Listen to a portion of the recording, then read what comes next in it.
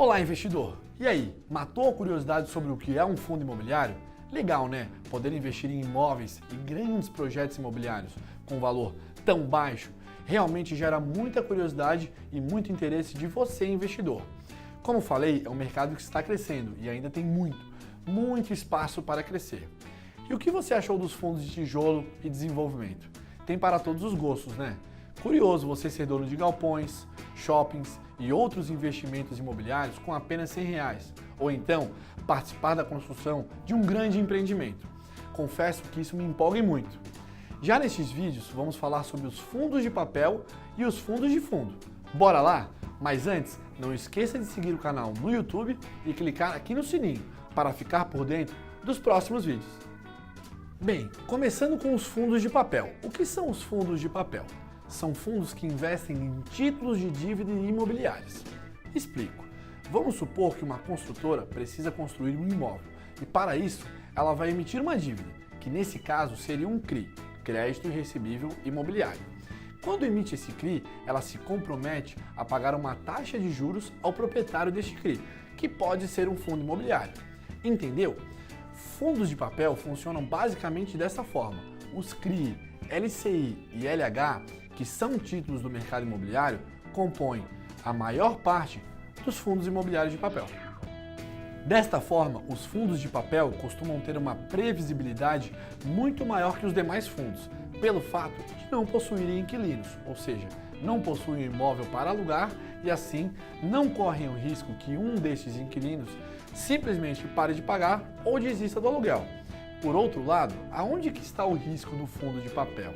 Bem, como os CRI, LH e LCI são dívidas, o risco aqui é o não pagamento dessa dívida.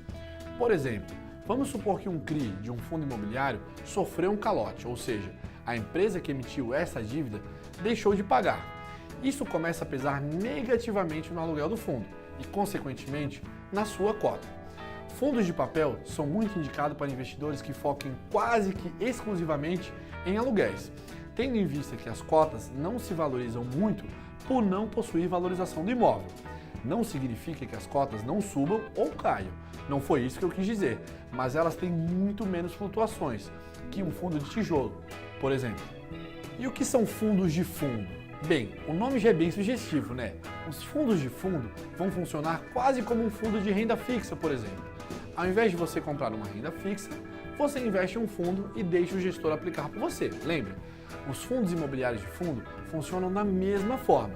Você vai comprar a cota de um fundo imobiliário e o gestor deste fundo estará comprando a cota de diversos fundos. Por terem uma experiência do mercado e trabalharem exclusivamente para isso, eles acabam conseguindo, melhor que o investidor comum, analisar o momento do mercado, os fundos que estariam com aluguéis mais interessantes. Enfim, obviamente, isso não é nenhuma garantia de retorno, porém, para investidores passivos, isso acaba sendo um ativo bem interessante. O maior risco que vejo nos fundos de fundos é o risco da dupla taxa de administração. Como assim, Paulo? Bem, um fundo de fundo, ele tem uma taxa de administração, certo? E ele compra um fundo que também tem uma taxa de administração. Sendo assim, você, investidor, acaba sendo cobrado quase que 2 vezes. E isso, de certa forma, reduz a sua rentabilidade. Enfim, esses foram os fundos de papel e os fundos de fundos. Agora você já conhece os 4 tipos de fundos imobiliários que existem no mercado. Entendeu como funcionam os fundos imobiliários. Espero que você já esteja apto para investir neste incrível mercado. Mas se acalme, a nossa jornada de investimentos ainda não acabou. Eu espero você em nossos próximos vídeos. Até lá!